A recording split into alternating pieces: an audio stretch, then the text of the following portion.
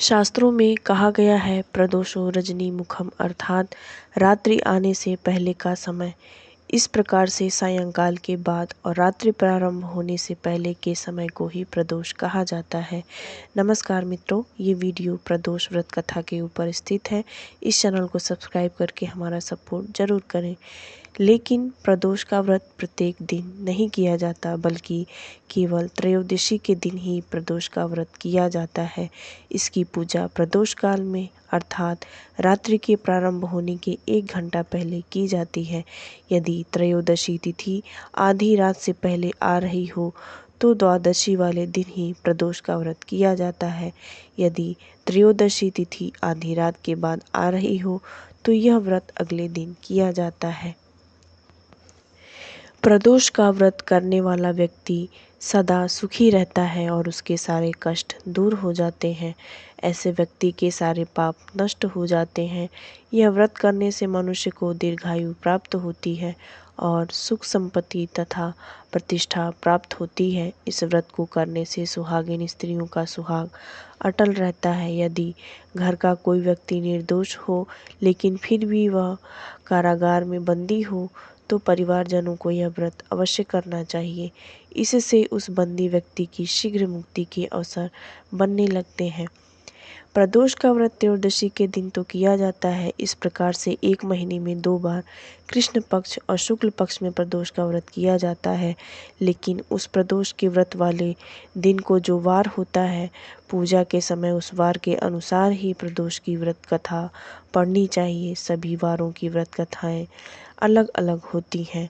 प्रदोष के व्रत का फल अलग अलग वार के अनुसार अलग अलग होता है।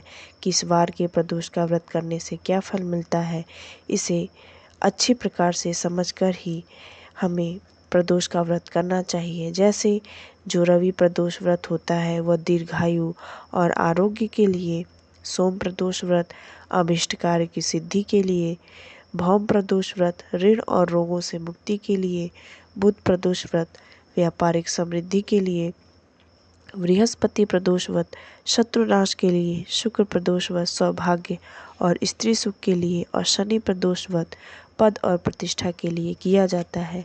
आज मंगलवार है और आज का प्रदोष व्रत भौम प्रदोष व्रत है, तो आज के दिन हम भौम प्रदोष व्रत की कथा श्रवण करेंगे।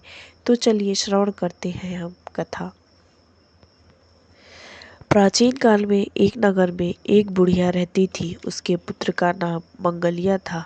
उस बुढ़िया को हनुमान जी पर बड़ी श्रद्धा थी। वह मंगल प्रदोष का व्रत किया करती थी। इसके अलावा वह मंगलवार को न तो घर लीपती थी और न ही मिट्टी खोदती थी।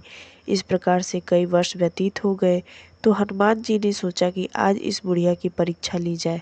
वे साधु का वेश बनाकर उस बुढ़िया के दरवाजे पर पहुंचे और बोले, कोई हनुमान का भक्त है जो हमारी इच्छा को पूरा करे। यह सुनकर बुढ़िया बाहर आई। उसने पूछा, महाराज क्या आज्ञा है। वह साधु बोले, मैं बहुत भूखा हूँ, भोजन करूँगा, तू थोड़ी सी जमीन लीप दे। लेकिन वह बुढ़िया दुविधा में पड़ गई। फिर हाथ जोड़कर बोली, महाराज जमीन लीपने और मिट्टी खोदने के अतिरिक्त आप जो भी काम बताएंगे वह मैं अवश्य करूँगी। साधु बोले, तू अपने बेटे को बुला दे, मैं उसे औंधा लिटाकर उसकी पीठ पर आग जलाकर भोजन बनाऊंगा। यह सुनकर बुढ़िया विचार में पड़ गई, लेकिन फिर भी उसने मंगलिया को बुलाकर साधु महाराज के हवाले कर दिया। उस साधु ने मंगलिया को औंधा लिटाकर उस पर आग जलाई और बुढ़िया के सामने ही उस आग पर भोजन बनाकर भोजन किया। फिर उस साधु ने बुढ़िया से अपने बेटे मंगलिया को पुकारने को कहा। वह बुढ़िया बोली, हे महाराज मेरे हृदय को और न दुखाओ। लेकिन साधु न माने और उस बुढ़िया को मंगलिया को पुकारने के लिए विवश कर दिया। बुढ़िया के पुकारते ही मंगलिया बाहर से हंसता हुआ दौड़कर आया।